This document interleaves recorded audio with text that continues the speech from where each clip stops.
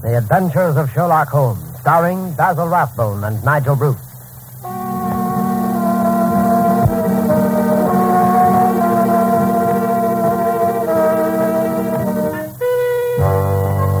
The makers of bromoquinine cold tablets bring you another adventure of Sherlock Holmes with Basil Rathbone as Sherlock Holmes and Nigel Bruce as Dr. Watson.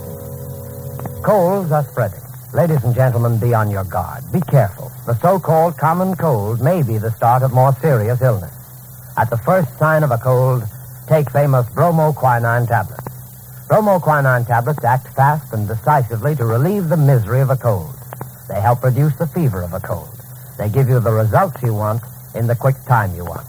Yes, at the very first sign of a cold, let it be bromoquinine cold tablets. Now here we are again in Dr. Watson's cozy book-lined study. Outside, the winter winds howl in the bare branches. But inside, there's warmth and the cheerful light of an open fire and the promise of an excellent story to listen to. Well, Dr. Watson, what's the story to be tonight? Well, let me see. I promised you the one about the 3 Garridebs, didn't I? Yes, I believe you did. Garridebs, that's a funny name, Dr. Watson. There's a touch of comedy about that adventure. Although it cost one man his freedom and me rather severe bloodletting. Well, it must have been an exciting affair. Exciting enough, Mr. Manning. And surprising, too, in a way. As a matter of fact, it was during the course of that adventure that I found out that Holmes he was really rather attached to me. Yes, if I hadn't had that bullet wound, I doubt if I should ever have guessed the depth and loyalty and affection that lay behind the cold mask of him. Bless him. As I was saying, it was during the latter part of November in the year 1902, I think it was. Holmes had spent several days in bed, as was his habit from time to time, and he was so bored with life's commonplaces that he didn't consider it worthwhile to get up. That morning, however, the early mail must have contained something interesting. For Holmes emerged from his bedroom in time for breakfast. A long, foolscap document in his hand, and a twinkle of amusement in his austere grey eyes.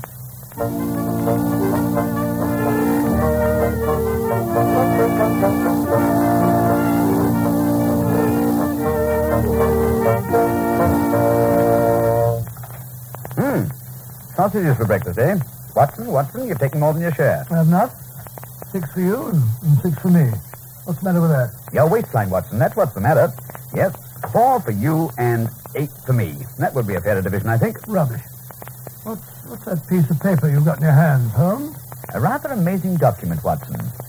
Here's a chance for you to make some money. Oh, really? How? By finding a Garrideb. A what is it? A Garrideb. And what is that? The name of some rare and curious animal? Well, I suppose you might call it that. Garrideb is a family name, my dear Watson, and heaven knows it's rare and curious enough. If you can lay your hands on one, there's quite a tidy sum of money in it. Holmes, what on earth are you blathering about? It seems to be a long story and rather whimsical, too. But we shall interview the fellow himself presently, so I won't open up the matter till we see him. In the meantime, you might try and find the name in the London directory, will you? A waste of time. It won't be there. A name like that. Ah, you never know, Watson. You never know. Oh, very well. Garrideb? Garrideb. Garrideb. Well, let's have a look. D-E-F-G,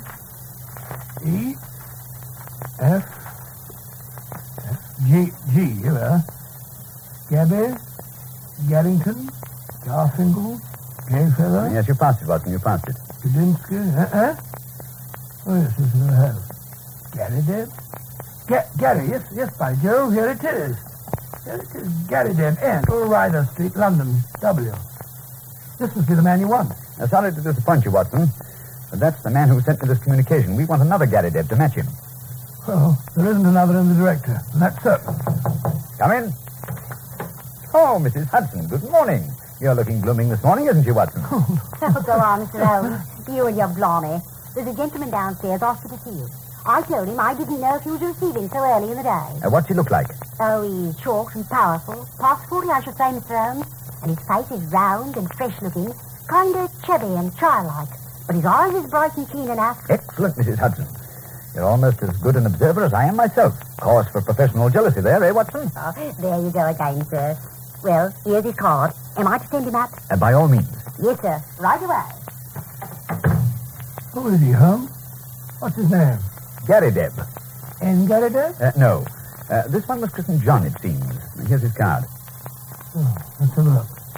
John Garrideb, lawyer, Morville, Kansas, USA. Oh, American. Well, that's splendid. What a coincidence. So this is the fellow you're looking for? No, I'm afraid you must make yet another effort, Watson. But this gentleman is already in the plot, though. He is the individual mentioned in Mr. N. Garrideb's letter, although I admit I hardly expected to see him this morning. Come in. Come in. Which one of you is Sherlock Holmes? I am. This is my friend and colleague, Dr. Watson. Watson, Mr. John Garrideb of Kansas, USA. How do you do, sir?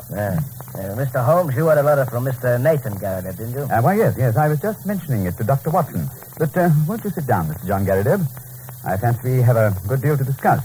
Well, that all depends on how you look at it. Right now, I can't for the life of me see... Quite, yes. Your card says that you're an American, Mr. Garrideb.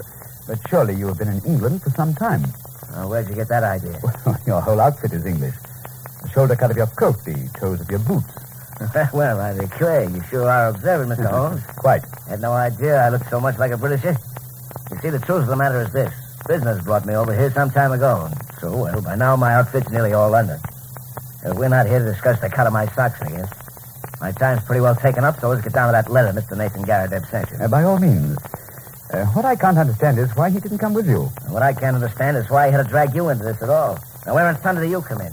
Here's a bit of business between two gentlemen, and he has to go call in a busy... detective, I mean. And when I saw him this morning and he told me the fool trick he played, I was almost mad enough to call the whole deal off. But you thought better of it later on, Mr. Garrideb? Well, yes, but I still feel kind of upset about it all the same. Oh, come now, Mr. Garrideb. You mustn't be so sensitive. There's no reflection on you in Mr. Nathan Garrideb's letter. He's simply eager to hasten the results that you're both anxious to bring about. And so, knowing that I have means of getting information, well, he naturally applied to me. Oh, well, that kind of puts it different. I guess I didn't understand. I don't want the police butting into a private matter. No, of course not. But if you're willing to just help us find the man, I guess there's no harm in that. Oh, absolutely. And now that you're here, might we have an account of the matter from your own lips? I regret to say Mr. Nathan Garrideb's enthusiasm has made his letter a trifle vague. Neither Dr. Watson or I know very much about the details. And what does he have to know? Oh, yes, we usually work together. Well, I guess it's all right then. Well, if you'd come from Kansas, I wouldn't need to explain to you who Alexander Hamilton Garrideb was. Made his money in real estate. Afterwards on the wheat pit in Chicago. He had no kith or kin as far as I could ever find out. But he took a kind of pride in the queerness of his name. I was in law in Topeka at the time he looked me up. Tickled to death to find someone with the same name. It was his pet fad, and he was dead set to find out if there were any more Garridebs in the world. Find me another, and I'll make it worth your while. Oh, Mr. Holmes, I was a busy man. Besides, I thought he was joking. But there was a powerful lot of meaning in those words, as things turned out. In what way? Well, next thing I heard, he died and left a will behind. It was the queerest will ever filed in the state of Kansas, I guess. Divided his property into 3 parts, and I was to have one of them on condition I found 2 other adult male Garridebs for the other shares. $5 million for each of us at a percent. Oh, bless him. What a terrific amount. Watson, please. Well, sir, it's so big a chance, I just let my law practice slide and started looking for Garridebs. Let me tell you, there's not one to be found in the USA. Really? Yes, sir, and I've gone over it from top to bottom. Well, then I decided to try the old country.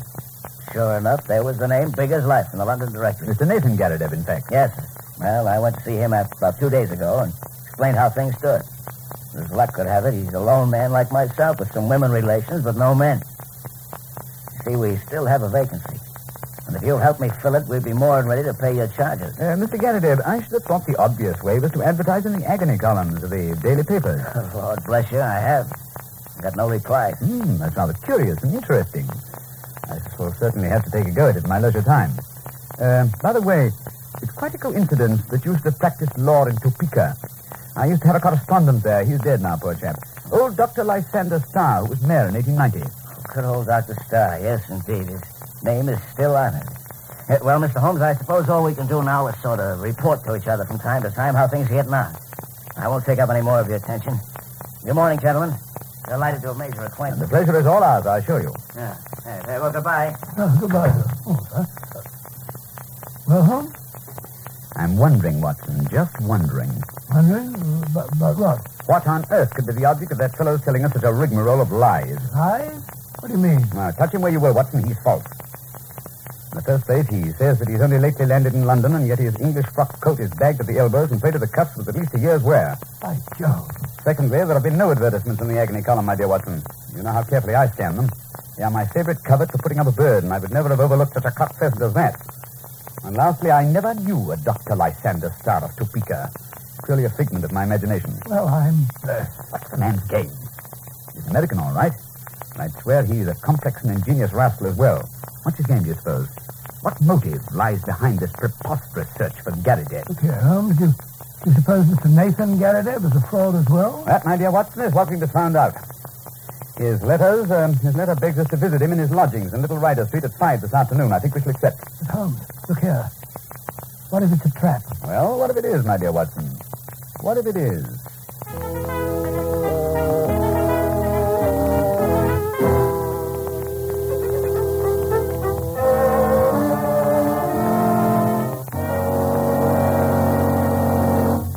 In a moment, we will rejoin Sherlock Holmes and Dr. Watson as they pursue their search for Garridebs. Ladies and gentlemen, be careful of the so-called common cold. It may quickly turn into something else. Act quickly, act prudently. At the first sign of a cold, take bromoquinine cold tablets. Bromoquinine tablets quickly relieve a cold. They relieve the distress of a cold. They help reduce the fever of a cold. Bromoquinine tablets are effective for two very good reasons. First, they're made especially for the relief of cold. Specialized medication, in other words. Second, they work internally. They get out a cold's distress from the inside, which is the way you want. Be businesslike in your treatment of a cold's misery. Take a businesslike preparation. Bromoquinine tablets. You can get these famous tablets at any drugstore in America, a few cents a box. Be sure you ask for Bromo, B-R-O-M-O, quinine, Q-U-I-N-I-N-E. Bromoquinine cold tablets.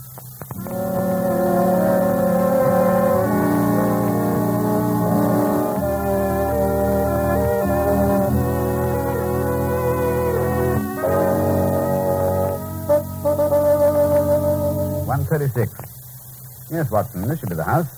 Large, old-fashioned. Georgian architecture, I should say, by the two deep bay windows on the ground floor. Yes. Those should be Mr. Nathan Garridebs' rooms. Yes, is his name on the small brass plate? Plate's been there for some years, Watson. Huh? What of it? It means Garrideb is his real name at any rate. Ring the bell, will you? There's a good fellow. Yes. This isn't what you might term a collection of residential flats, but rather the abode of bohemian bachelors, judging by the number of nameplates. Someone's coming. Tall, loose-jointed elderly chap. In middle 60s, I should say. Yes, and yes-sighted. But you can't see him. How can you tell? Nice footsteps. Mr. Holmes? Yes. You are Mr. Nathan Garrideb, I believe? Allow me, my friend, Dr. Watson. Delighted. Please step inside, gentlemen. This way. I apologize for opening the door myself. But the woman in charge goes home at 4. In here, please. Well, this is a surprise. Dear Mr. Garrideb, I had no idea that you were a collector. Well, yes, Mr. Holmes, I suppose I am in a small way. Quite a museum, dear me. Butterflies, moths, coins, mosses, fossil bones, and these excellent plaster skulls. Neanderthal, Heidelberg, Cro-Magnon. Yes, I am a student of many subjects. And there is so much to learn, Mr. Holmes, and a lifetime's all too short. Look at this coin. It's my latest acquisition. Very fine. Syracusum, of the best period. Yes, indeed. They deteriorated greatly towards the end, but at their best I hold them supreme, although some prefer the Alexandrian school. Oh, dear me, I'm forgetting my duties as a host. Please sit down, gentlemen. Just a moment, Mr. Holmes. I'll remove the bones from this chair. There.